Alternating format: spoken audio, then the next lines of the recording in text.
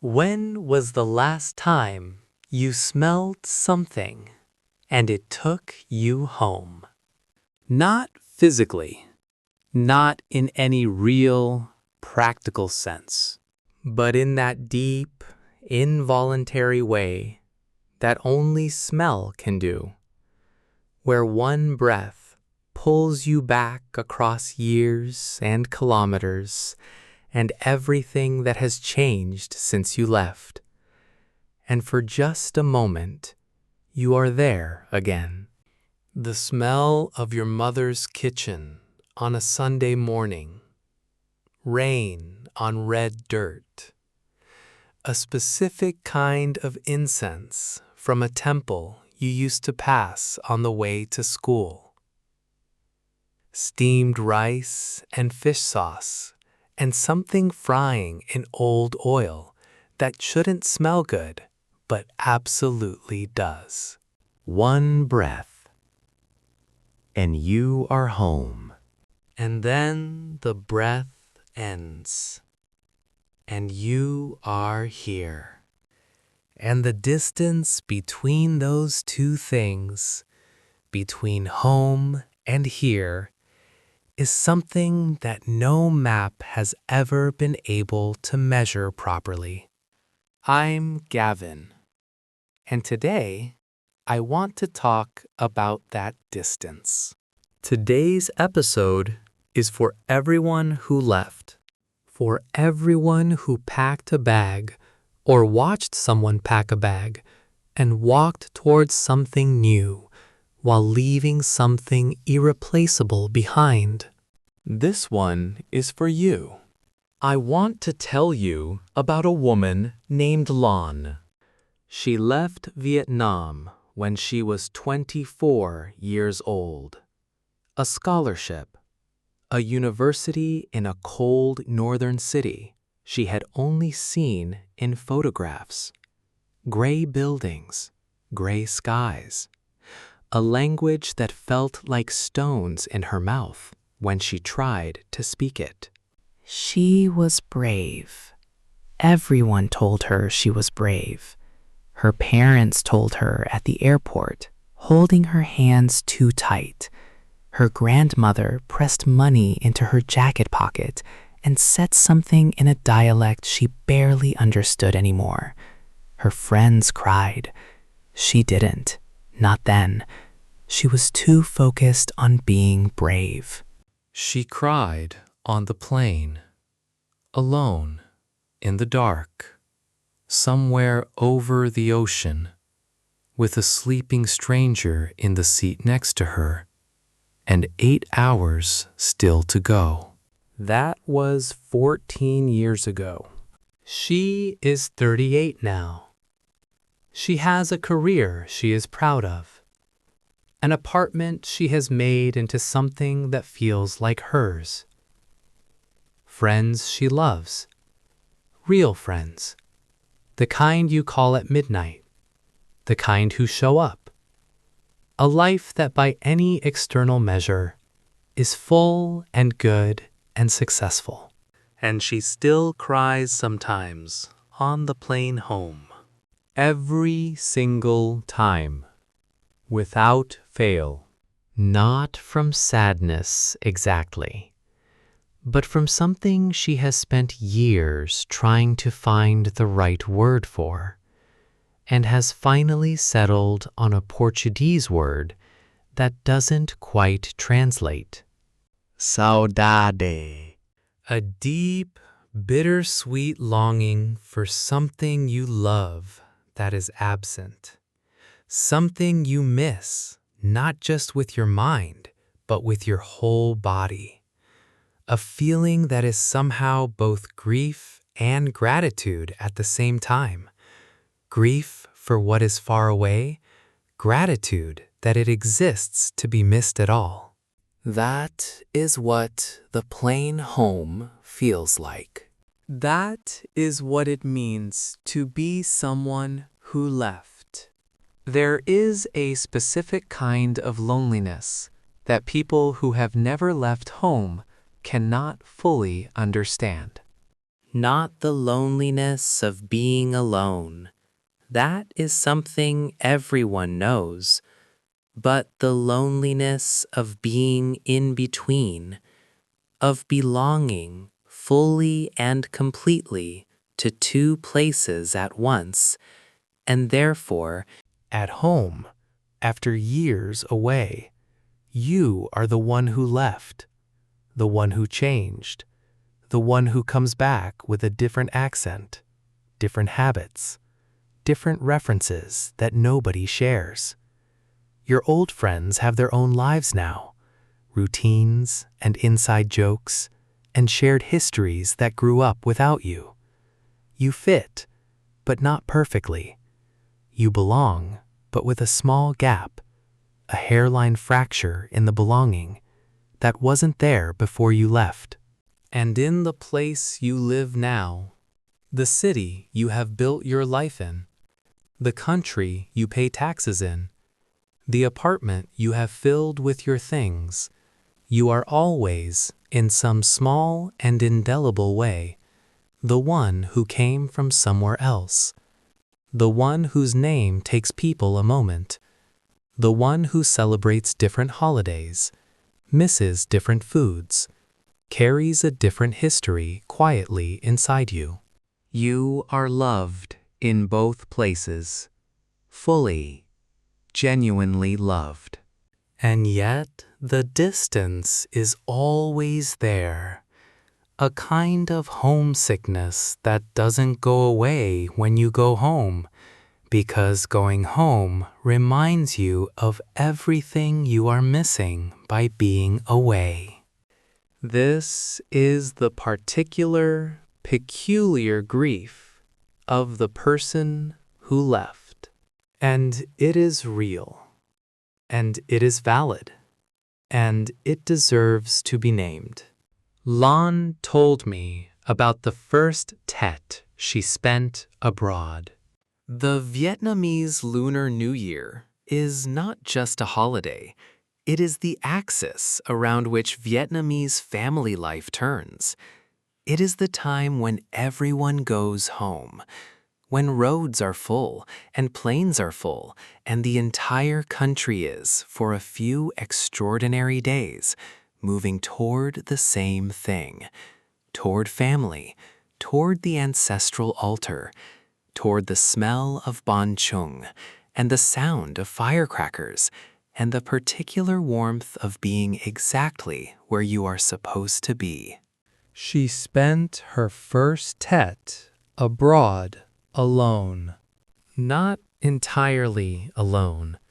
A Vietnamese friend invited her for dinner, and they cooked together and tried to recreate the flavors of home, with ingredients that were almost right, but not quite. They put on Vietnamese music. They video called their families. They laughed. It was genuinely good. And then her friend went home, and Lan sat alone in her small student apartment, and the quietness of a city that didn't know it was supposed to be celebrating settled around her like something heavy. She said, "I had never understood before that moment what it meant to be homesick. Not really. I thought I knew, but sitting there, in that silence, I understood it in my body. It was physical, like hunger, but for something you couldn't eat." She called her mother. Her mother answered immediately, as she always did, as she always has, as Lan suspects she always will, because her mother has never once let a call from her daughter go unanswered, no matter what hour of the night the time zone makes it. They talked for 2 hours. Her mother showed her the altar through the phone screen, the offerings, the incense, the photographs of ancestors who had never met Lan as an adult and would never know the person she was becoming so far from home. Her father appeared briefly, embarrassed by the camera as always, waving once before retreating. Her younger brother teased her about her accent. Her grandmother fell asleep on the sofa in the background. Glenn said it was the best and worst 2 hours of that year. Best because I could see them. Worst because the screen made the distance feel more real, not less. When the call ended, she sat for a long time in the silence. And then she did something she hadn't done since she was a child. She wrote a letter by hand to her mother. Not an email, not a message, a real letter on real paper that she folded and put in an envelope and carried to the post office the next morning. She wrote about the city, about the cold, about the food she missed and the sounds she missed, and the specific smell of her mother's kitchen that she had been trying to reconstruct from memory for months. She wrote about being proud and scared and lonely and grateful, all at the same time. She wrote about missing home in a way that made her understand, for the first time, how much she loved it. She wrote 3 pages. Her mother received the letter 11 days later. She called immediately, crying too hard at first to speak. And then she said, "I have been waiting for this letter my whole life. I didn't know until now that I was waiting for it, but I was." Lan told me that story and then went quiet for a moment.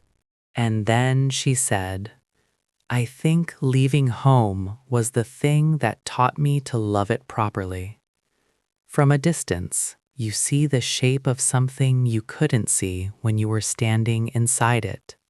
I have thought about that sentence many times since. From a distance, you see the shape of something you couldn't see when you were standing inside it.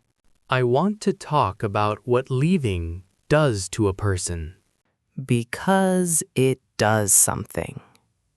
Something permanent and complicated, and not always comfortable. But also, I believe, something genuinely valuable. It makes you see. When you grow up in a place, when a culture is simply the water you swim in, the air you breathe, the default setting of the world, you cannot see it clearly. It is too close, too familiar, too assumed. But when you leave, when you stand in a different culture, breathe different air, swim in water that is the wrong temperature and the wrong color, and flows in a direction you didn't expect, suddenly you can see the shape of where you came from. You see its beauty, the things you took for granted, the food, the family closeness, the specific warmth of a culture that puts people before schedules, the way strangers talk to each other, the way old people are treated, the way celebration happens, loudly, collectively, with everyone included. You see it, and you love it in a way you never quite did when you were inside it.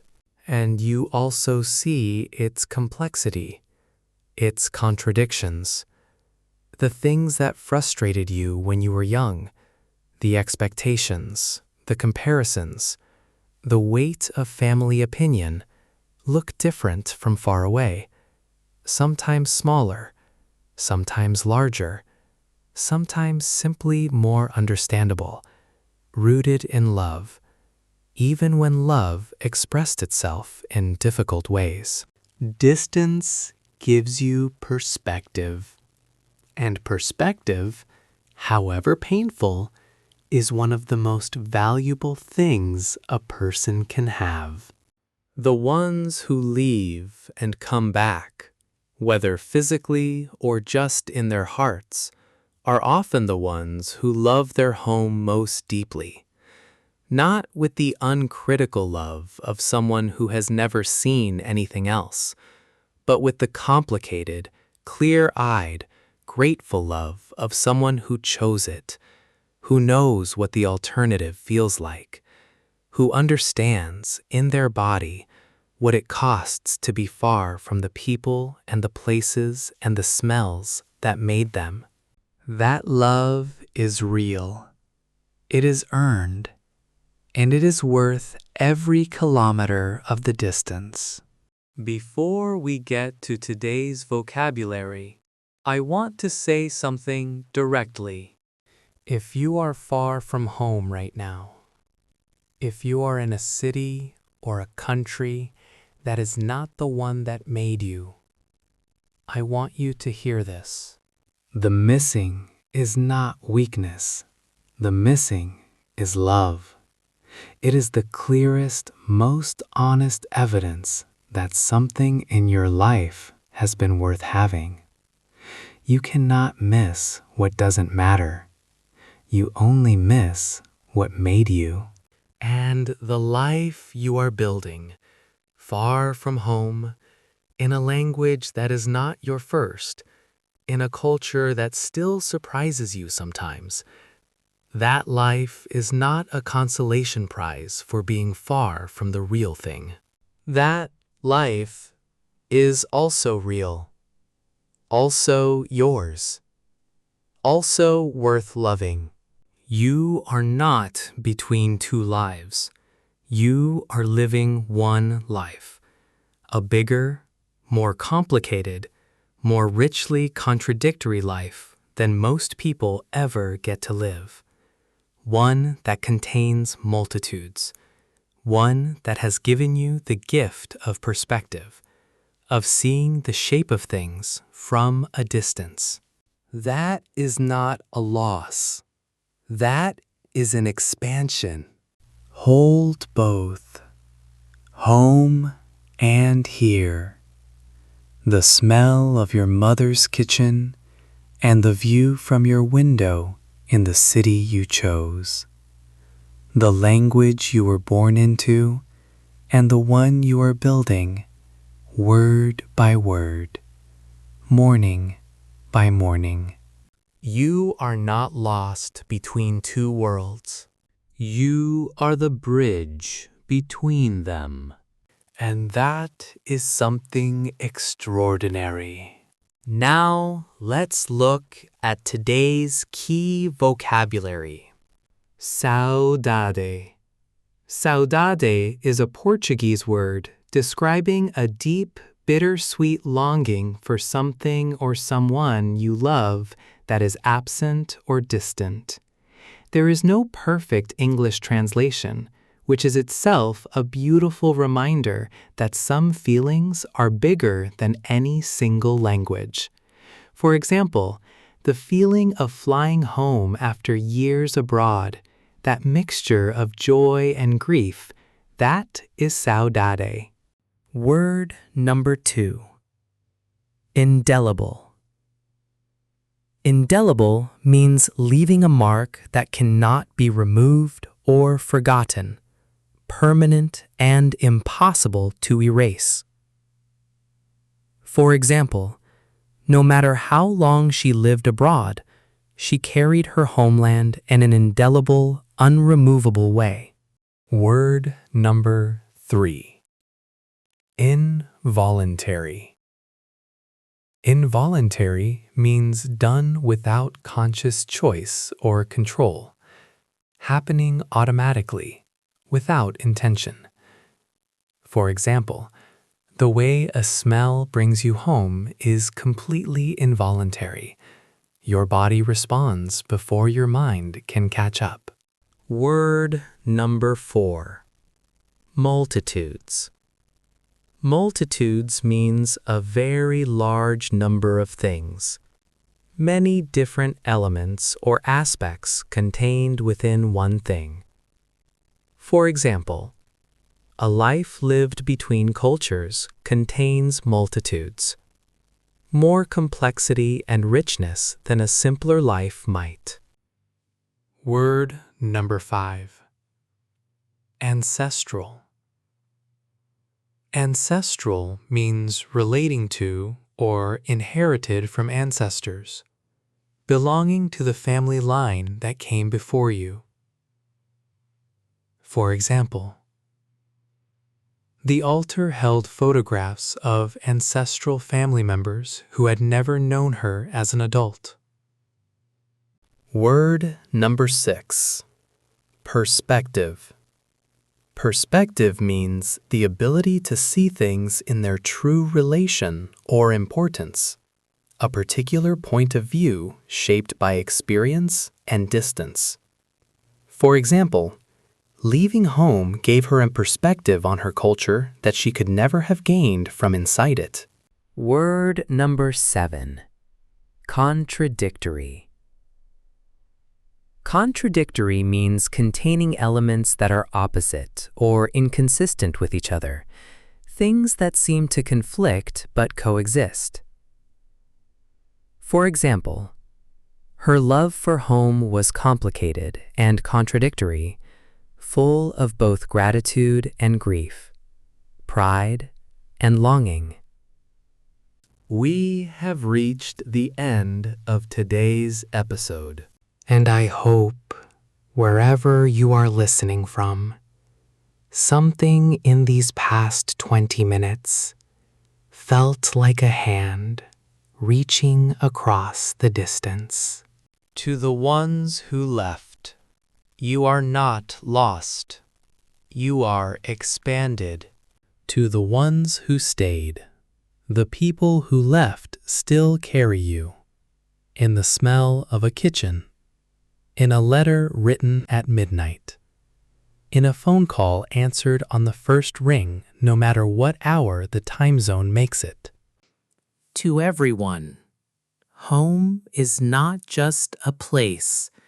It is a feeling, a smell, the voice, a particular quality of light on a particular kind of morning that exists nowhere else in the world. And you carry it with you, wherever you go, however far. It comes with you. It always has. It always will. Thank you so much for being here this morning. If today's episode touched something you have been carrying quietly, please give it a like. Share it with someone who is far from home right now. And subscribe so we can keep sitting together every week, wherever in the world you happen to be. I'm Gavin. Carry home with you. Build something real where you are. And know that the distance between the two, however great, is filled with everything that made you who you are. I will see you next week.